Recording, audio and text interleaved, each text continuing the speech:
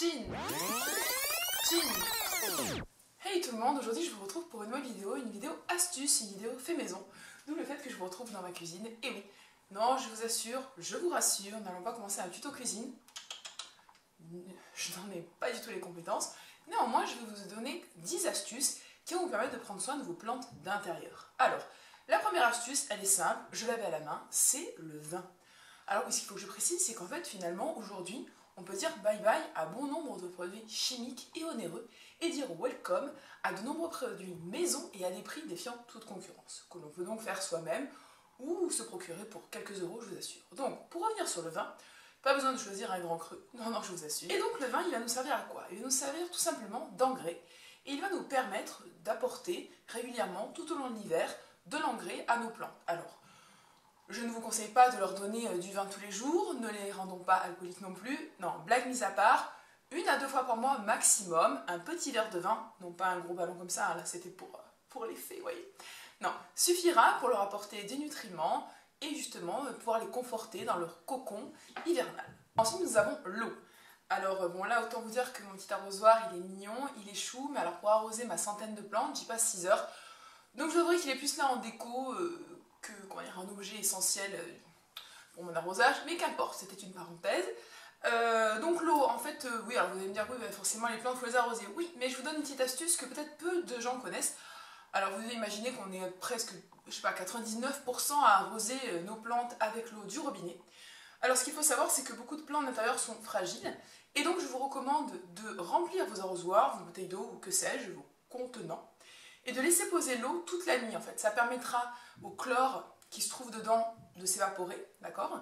Ça permettra à l'eau d'avoir une température plus ambiante et non pas trop froide lorsqu'elle sort des canalisations. Le choix du contenant, du pot, alors on évite ce genre de pot, vous voyez ce genre de pot en plastique, là je fais exprès d'amener un contre-exemple, et on favorise les pots en argile, en terre cuite. Pourquoi? Parce que ce sont des matériaux, ce sont des pots qui vont permettre une transpiration des racines et qui vont permettre aux racines de respirer. Aussi bizarre que ça puisse paraître, il n'y a pas seulement les trous au fond du pot qui sont nécessaires, mais c'est aussi si vous voulez, la paroi qui se doit d'être poreuse et qui se doit de laisser respirer les racines de la plante. Donc là, on agit vraiment au niveau de la base même, d'accord? On n'a pas à changer non plus le pot tout le temps.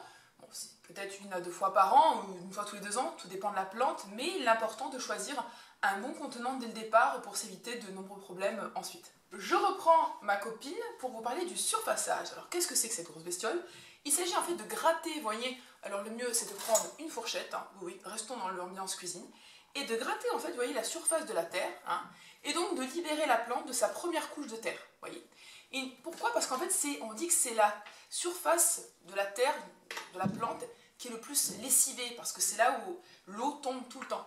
Et au fur et à mesure, c'est une zone qui devient un petit peu stockée, qui devient un petit peu agglutinée, et donc elle laisse de moins en moins passer l'eau tout au fond pour qu'elles atteignent les racines, et surtout elle a tendance à se sédimenter avec les nutriments que contenait l'eau qu'on l'a mis au fur et à mesure des mois et presque des années. Et donc on n'hésite pas à surfacer donc cette petite zone, à enlever à peu près, je sais pas, une dizaine de centimètres et à rajouter du bon terreau nouveau, de façon à redonner un petit coup de fouet à la plante, tout simplement. Ensuite, on ne fait pas d'omelette sans casser des œufs. Si, elle l'a fait, je vous assure. Je viens de le faire, oui. Bref, donc oui, alors, donc, les coquilles d'œufs, hein, ah bon, les coquilles d'œufs sans le caca boudin que je viens de faire, non. Là, mis à part les coquilles d'œufs, oui, alors, bien écrasées, hein, on évite de le faire à la main, mais on peut aussi les avoir cuits avant pour éviter les gaspillages comme je suis en train de le faire, et donc se retrouver avec des coquilles d'œufs de dur, hein, n'est-ce pas, de dur. Et donc, ces petites coquilles hein, qui vont nous permettre, en fait, tout simplement, d'avoir une espèce de petit broyat de sels minéraux contenus dans les coquilles d'œufs, et là on l'utilise au pied de la plante, et ça nous permet d'obtenir un engrais naturel qui va venir vivifier comme ça les racines de la plante et lui apporter une nourriture saine et diffuse tout au long de l'année. Pour rester dans l'alimentaire donc et dans l'engrais, rien ne vaut la bonne cuillère à soupe d'huile d'olive. Oui, donc tout simplement, bon, bah, l'huile d'olive, je ne vous apprends rien, elle a beaucoup de propriétés, beaucoup de richesses, et donc elle permettra également de venir... Non, je vais pas le tenter quand même. De venir nourrir la plante tout au long de l'année également. Et c'est vrai que, alors vous allez me dire, l'huile d'olive ça fait un petit peu cher pour pouvoir donner de l'engrais à mes plantes. Oui, mais alors on parle là encore d'huile d'olive qu'on peut acheter directement chez le producteur. ou encore de l'huile d'olive à moindre coût. Qui a dit que j'aimais le café?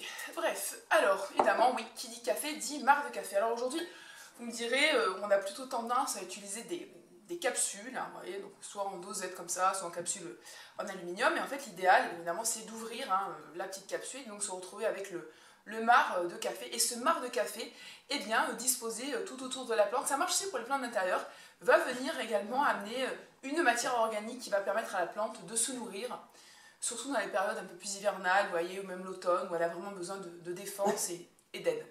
On remercie Niblom pour cet accompagnement.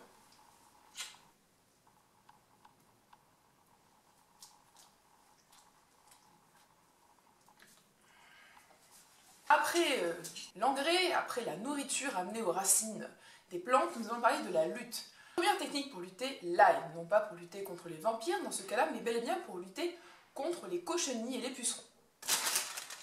Petit arrêt primeur, et nous avons donc une tête d'ail. La technique est simple, donc pour une tête d'ail, on a une grosse marmite d'eau qui équivaut à peu près à 3 litres d'eau. Donc on épluche la tête d'ail, d'accord? L'ail, on écrase légèrement les gousses pelées, on les met dans la marmite, qu'on remplit donc d'à peu près 3 litres d'eau, ça dépendra bien sûr de votre marmite.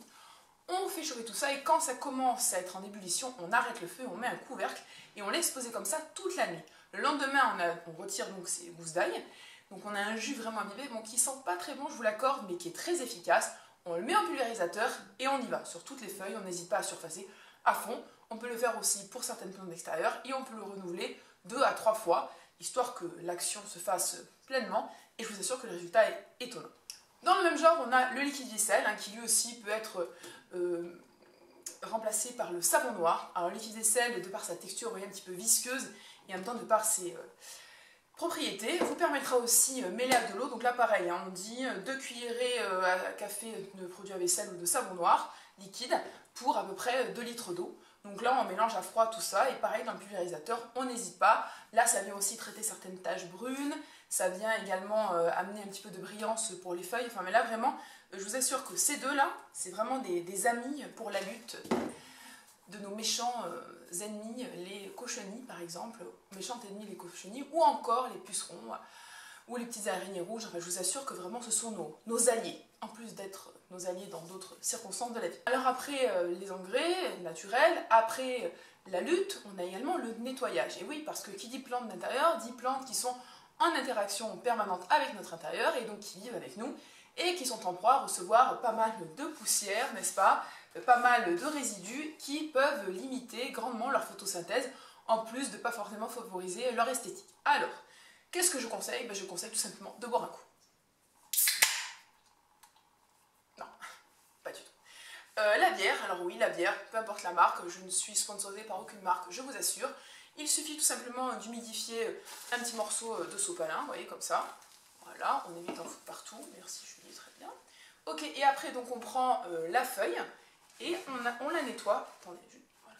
Et on la nettoie tout simplement, vous voyez, hein, de cette façon-là, délicatement. Et donc ça retire la pellicule un peu grisâtre et farineuse qu'il y avait sur les feuilles. Ça amène une certaine brillance, hein, voilà. Et donc ça libère la plante et ça lui donne aussi une brillance optimale. Vous voyez, donc c'est 2 en 1. Et c'est vrai que le résultat est assez bluffant. Voilà. Et ben voilà, t'as fini ton petit apéro, hein, ma petite. Voilà. Et puis en plus, ça amène une odeur assez sympa, je trouve, cette odeur de houblon. Ce n'est pas du tout désagréable. Non, ok, vous avez encore compris que là, la peau de banane, bon, elle est assez connue, un remède de grand-mère, pour là aussi faire briller les feuilles de nos plantes de l'intérieur. Alors, en fait, tout simplement, on l'utilise aussi pour les meubles. C'est une technique ancestrale, j'ai envie de dire, très connue. Vous voyez, c'est ce petit matériau là, un peu blanchâtre et presque un petit peu moelleux, farineux, qui se trouve sur les peaux de banane. Donc là, c'est plein de potassium. Donc là, ça vient amener aussi des éléments à la plante. Et surtout, ça vient également, ça vient lustrer, ça nous fait une peau de chamois, vous voyez, pour notre belle carrosserie verte là. Et vraiment, l'effet est immédiat. Alors, on saigne un petit peu plus les mains, parce qu'on a les mains un peu visqueuse, mais je vous assure que le résultat est là. Donc si on est en panne de bière, on peut toujours se mettre à la banane, tout simplement. Alors voilà, mes conseils s'arrêtent ici. Ils étaient assez courts, simples, j'espère concis. L'idée c'était vraiment de vous faire part de choses assez simples à réaliser, à faire, d'actions que vous pouvez mener au quotidien.